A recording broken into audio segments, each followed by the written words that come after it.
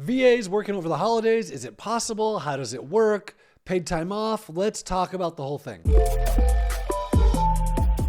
People always assume that their culture is like the culture of the world. And in the US, we're especially guilty of this, where we think, oh, Thanksgiving, everybody has Thanksgiving. Well, yeah, actually they don't. They don't have Thanksgiving in the Philippines. Not at all. Now, they know what it is because we're so dominant that people pay attention and they know we have Thanksgiving, but they're not days off for them.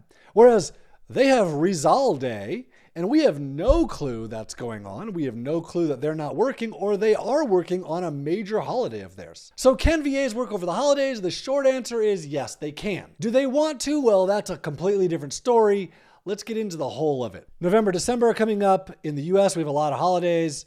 Thanksgiving, Christmas, New Year's. In the Philippines, they have more holidays. And sometimes it even seems like they have a holiday every week starting mid-November until after New Year's.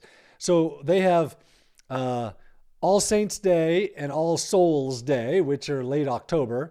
And those are around Halloween, but it's not Halloween, although All Saints Day or All Souls Day is about Halloween. They also have Bonifacio Day at the end of November. So they do not have Thanksgiving. So November 25th or 27th or whatever it is in the US, in the Philippines, they're not celebrating this. But then in Christmas, other holidays come along. The Feast of the Immaculate Conception around December 5th, 8th, 10th. And then Christmas Eve, Christmas Day, and then New Year's Eve, New Year's Day. Now, Christmas Eve in the US and New Year's Eve in the US are not holidays. In the Philippines, they are. And I actually think there's one more in this time frame. I'm not sure what it is.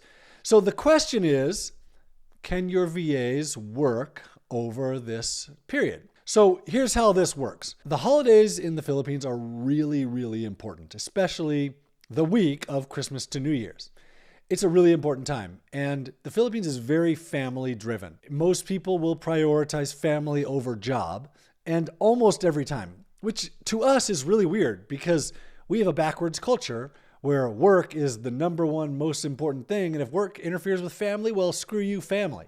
At least that's the culture in the US. Well, in the Philippines, they have their priorities more correct, where family is more important than work. And so when work interferes with family, very often they'll choose family over work. So this is one of the problems with hiring in December, where a new person doesn't know what you're going to do with the holidays. And so they're really hesitant to start a new job December 10th, when December 24th and 25th and 26th and 28th and 29th and 31 and January 1st, they really need to be with their families, or they're going to be ostracized. And they don't know what your situation is. So if you're running an e-commerce business, December is your busiest time of the year. You need people working. You just have to set expectations for this. So going into December, and probably really going into like October, you got to set a precedent to when people can and when people cannot have time off. So here's a couple things that you can do to schedule this. So number one, let them know, hey guys,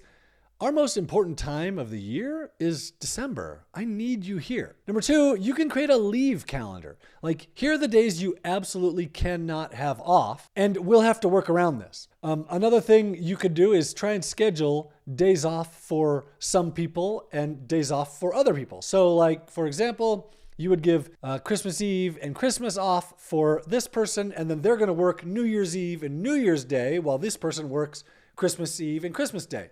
So they can swap so they get some of the time off. It's not a perfect solution, but it can work. Another option is to propose time off during other times, or maybe even more time off during other times of the year, because this time is so important to you. So let's say, hey, look, guys, I need you to work all through December. So we're going to take 2 weeks off in January. Now, some VAs may have a problem with this because of family expectations again, but if you incentivize it enough where you're maybe very slow in January, and so you can afford to have them take the time off in January, they can probably work this out. Another thing that we do is we give our people half shifts during the important times when they want time off. So for example, customer support, we still have to cover our customer support during the Christmas time, but we allow our people to work 4-hour shifts instead of 8-hour shifts, so they're just working less. So the good news is most people in the Philippines are working on laptop. They probably can't work while they travel because they're on a boat for 12 hours and there's not really internet. But when they get home, they can continue working their shifts while they're home with their family. Now, they're probably not going to be as productive. They're probably not going to get as much time. They have a lot of family demands, but they can still maintain. And this is one of the things that we have our people do. Another thing that we do, we give the whole week between Christmas Eve and New Year's Day off for our entire team, except our customer support people, who we still require half shifts, and then our programming team or our dev team, where we need to make sure the website is still functional, and we just require that they check things every day so that they know, oh, the website's down, or there's a problem, or something is wrong, so that we can make sure it's back up. Now, we rarely have that problem, so they rarely work, but it's still a requirement. Another thing we do is we encourage them to talk with their families. A lot of times, because they work from home and not a traditional commute into the office job, families sometimes don't take their jobs seriously. They think, oh, you just work from home, you're just in your pajamas, you're free, you can do anything you want. And they don't take it as a real official office job, which carries prestige with it in the Philippines. And so sometimes families will look down on them for not having a real office job, or they'll just assume you're going to be a part of everything because you don't go into an office. You don't have required hours. And so you don't actually have to work, which this can cause problems. So what we encourage is talk to your families. Make sure they understand. Make sure they understand you have a real job. You have a real boss. You contribute value to a company that's doing good things in the world. Talk to your family. Now, in all of this, there's not really a standard practice. There is no accepted way to do this. These are just different things that different people do, kind of how we do things and what you might do. Now let's talk about a couple other things. So holidays in the Philippines, are they the same as in the US? No, typically they're not. So like the 4th of July in the US, they don't have that. They have Philippine Independence Day, a different day. And actually the Philippines has more holidays than the US throughout the year. And they have different kinds of holidays, kind of like we do, but theirs are more solidified. So they have regular holidays, they call them, which are real holidays. Christmas Day is a regular holiday. Independence Day is a regular holiday. Rizal Day is a regular holiday. And then they have special holidays where like All Saints Day is a regular holiday, All Souls Day is a special holiday. And a special holiday, kids are going to be off school, which might mean parents are going to have a hard time working. And banks may or may not be closed, and some businesses will be open, but some will not. And so a special holiday has different circumstances, and it's not set in stone whether people work or not. Now, how do you know what the holidays are? Should you be giving your holidays or their holidays? Well, I really recommend that you give their holidays off. And if you require them to work on their holidays, offer them time and a half on their holidays. They don't necessarily care about your holidays. So offering to have your holidays off, while it's fine, it doesn't substitute for allowing them to have their holidays off. Now, how do you know what their holidays are? Well, at onlinejobs.ph/holidays, we'll tell you. We have a list. We also have a calendar, a Google Calendar that you can subscribe to that will put the Philippines holidays into your calendar so that you know, oh, there's a holiday this week, so they're probably not going to be working this Friday. It's always super helpful to me when I may not check my calendar, but then I notice, whoa, what happened today? Nobody worked.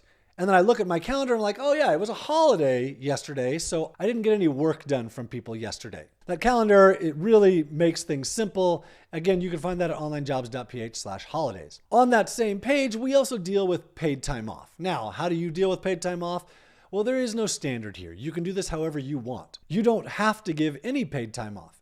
And actually, if someone is working hourly and they're tracking their hours and you're paying them an hourly wage for their hours, then typically they're not entitled to paid time off because you're paying them for every hour they work. And if they don't work, well, then they don't get paid.